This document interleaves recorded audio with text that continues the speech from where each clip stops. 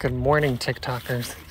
I'm taking you with me because I had to grab the camera real fast because this actually might be good content. I'll show you. So as you can see, this big stump, this tree was cut down after the last hurricane. But there was all these little bromeliads. So this whole thing was green bromeliads kind of growing up the trunk of the tree. It was absolutely beautiful. Beautiful, but we had to cut the tree down. It did have some kind of infection, and also it was just too big and too close to the house. So the landlord did take that out. So I am cleaning all these remaining dead bromeliads out. I did move a couple to a couple areas, but I'm going to be cleaning all this out. And since there's so many cracks and crevices in between the roots and stuff here, and it's a little bit higher elevation, I think I am going to fill it in with a little bit more sand and some gravel. And I'm going to try and turn this into like a rock slash succulent slash whatever can go in there. So this may turn out really cool. We'll see what it does.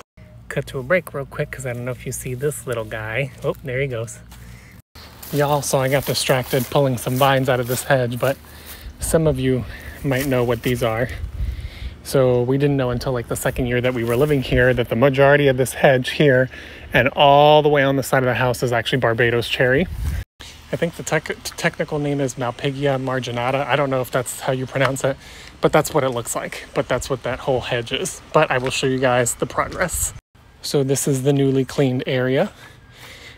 And I like that now you can see kind of all the gaps in between the roots. So I'm going to fill in there and we'll plant this little area up. And as for my little slithery friend, I have created other little areas where they can crawl into as to not disturb them, because unfortunately there's a lack of wildlife back here. They built a community behind us and that cleared everybody out. We didn't even have, all the birds disappeared for like 2 years. And they finally came back. So I created kind of little cubbies around some other trees and in some eaves and things, not eaves, but like underneath our little lattice structure so that they have a place to go to. And this Hoya fell and the pot broke and it dried out.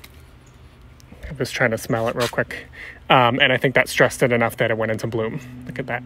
Really cute. And of course, this beautiful Salvia amistad, which I have several in the yard now.